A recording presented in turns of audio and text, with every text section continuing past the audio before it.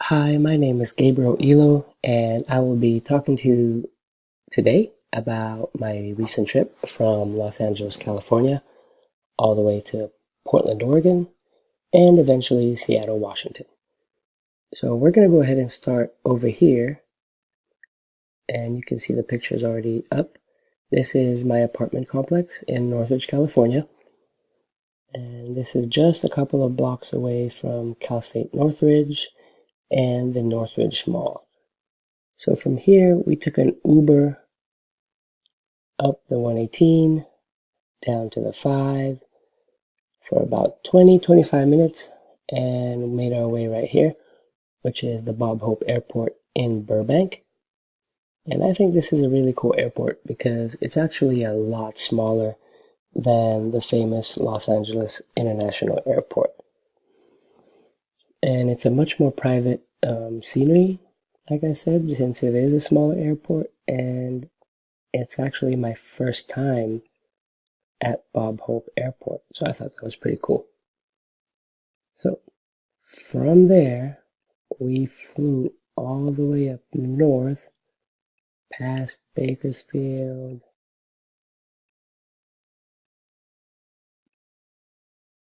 past Sacramento and San Francisco. There's Merced, there's San Andreas. And let me zoom out more, get there faster. There we go. And we arrived at Portland International Airport, which is right here. So from the airport, we actually rented a car because we were going to be driving around, and we went straight to our Airbnb, which is it's kind of like a hotel, but other people own it, which I think is pretty cool. So they had an extra room, and they were just renting it for tourists or people that just go out of town. So from here marked our official start of our trip. So from, like I said, from here we went all the way here, which, like I said, is our Airbnb. I'm hoping the picture pops up soon. There we go. This is a very nice place. We actually stayed downstairs because the owners stayed upstairs. They had a room downstairs. Pretty homey, very cozy and comfortable place. A very nice host as well. So after we got settled in, we rested for a couple hours. And then we went to downtown Portland, which is right here. And we went actually to, I believe it's world famous bookstore, which is called Powell City of Books. Let's see if the picture comes up. There we go. And there's a couple of photos here online that we can see. Some of these are not mine actually, or most of it is not mine. It's just attached to the Google Maps Trip app that I just used. So this is what it was a long time ago. But it's actually a really cool bookstore. And it's become more of a tourist spot, really. But it's really awesome. A lot of history there. So from here, actually, this was about midday. We went to Forest Park once we left. Forest Park. So from here, we drove all the way up that freeway. It's the 30 freeway, I believe. I mean, I didn't know it was a 30 when I was there. And we went to this place called the Forest Park. So we got here around noon. And as I wrote on here, this was about a 4-hour hike. It's actually a pretty big park. Lots of different trails. The picture I have up here is actually called the Witch's Stone Castle. I thought that was pretty cool. Right here. Really cool. We got to go up there. We got to go in and out of the castle. And here are some other pictures by other people that uploaded through the Google Trip app as well. Really nice place. Really nice hiking. And after that, actually, we went back from here, all the way back here to our Airbnb because we wanted to get ready for dinner. We didn't want to go to dinner all sweaty and dirty from the hike. But after that, we went to this really cool place called McMenamin's Kennedy School. So here's a picture over here, or this is where it is, and here's a picture of it outside. So this was an elementary school way, way back in the 50s, I believe. And what's really cool about this is that they turned it into a hotel. There you go. There's a picture of a room. There's the pool in the back. And what's really cool about this is they kept all the signs, the original signs from when it was a school. And this is the main entrance. This one, actually, let's go back to this. This is the backyard right now, which used to be like a yard, I believe, where students hang out. And you could just grab some wine, or there's a restaurant around this side of the school that you can order your food from. There's another photo of one of the bedrooms. Really, really cool place. So that was our dinner. Then went back and called it a night at our Airbnb. And the next day, actually, from over here, we traveled all the way over there. I feel like we missed a spot. Oh no, that was the airport.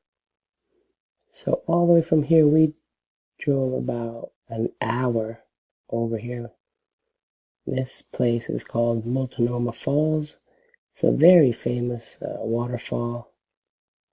And here it is. Very beautiful. There is a little hike that goes up here, and then you can cross the bridge and take better pictures.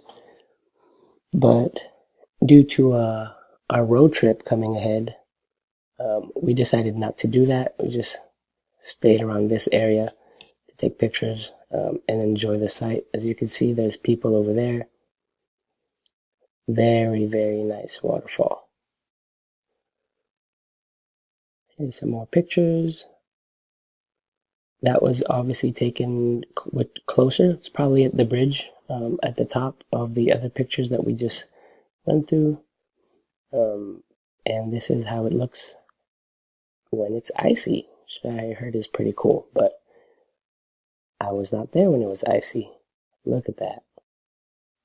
Okay, so from here, keep in mind we were right here.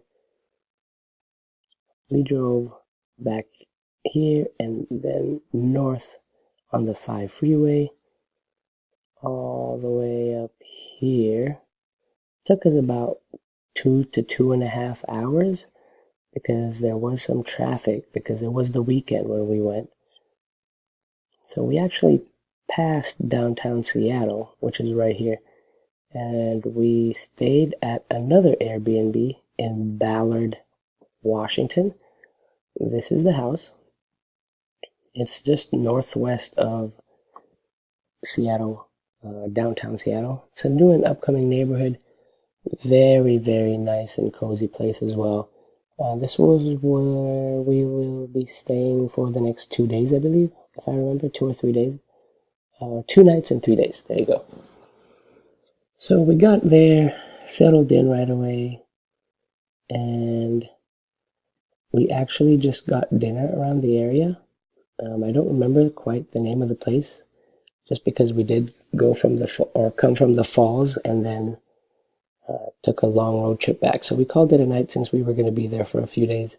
But the next day we drove from here all the way over here, which is Snoqualmie Falls. It's another famous falls and hiking trail that I believe we saw in one of those must-visit websites.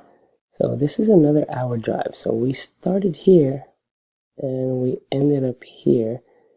And this is actually very pretty because you start at the top right here and you end up hiking around it and all the way down here where people have access to the river that's down there, right about here.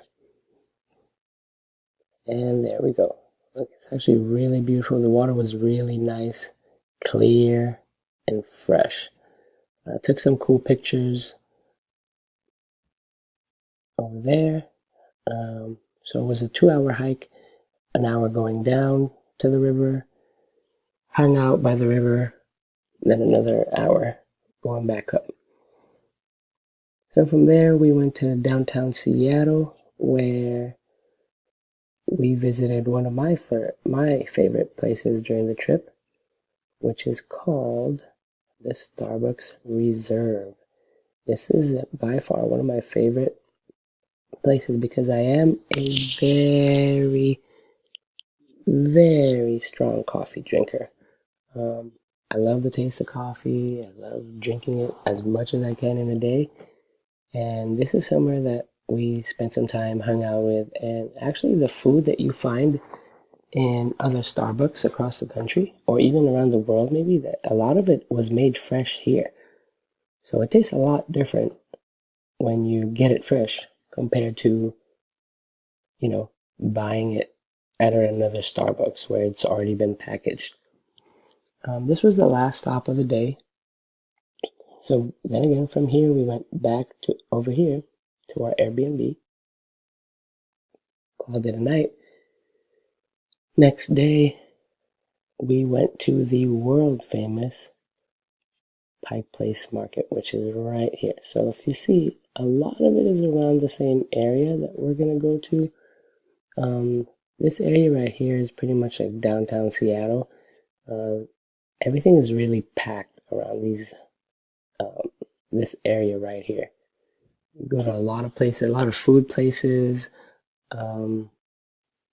sightseeing, like a lot of parks, Westlake Park, Denny Park, Olympic Sculpture Park, but everything was very easy to go around. It's just a lot of traffic. So what we did was we parked somewhere around here, I believe, and we rented bikes and we biked around the city, which was pretty cool. So Pike Place Market, which is right here, this is where we got our lunch that next day. And this is actually really cool. Very nice touristy vibe. And this is the famous fish market where they toss the fishes around when somebody orders it. This is actually the outside. I believe this is a picture from a bridge going towards the dock. And there's the public market sign. This is going up a local street, I believe. I actually went over here. This is a tea shop, which is really cool. Mostly ginger drinks, a variety of ginger drinks. And this is a famous cheese place. Their mac and cheese was amazing. And there's another Starbucks, that's original Starbucks. And there's a view to the pier. Now, from over here, spent a couple hours there again. There's a famous gum wall around here as well. I didn't have any pictures of it that I uploaded on here. But if you search it up, actually, there's going to be a lot of places. It's just a wall filled with gum that people stuck on there. So the next day was one of our last stops before we headed back to the airport was the world famous Space Needle. This is a 605-foot observation tower. It's at the center of Seattle. Well, kind of, yeah. As you can see, there's people over there. So I am terrified of heights. So the fact that I got convinced to go all the way up there and take a picture by that wall, or the wall of glass that's around it, it's insane. I was scared of my life. I'm not gonna lie. I don't think I've ever been so scared before. And like I said, this was the last stop before we headed to to the airport, which is from here. We drove the car down the freeway. Where is it? Did I pass it? There we go.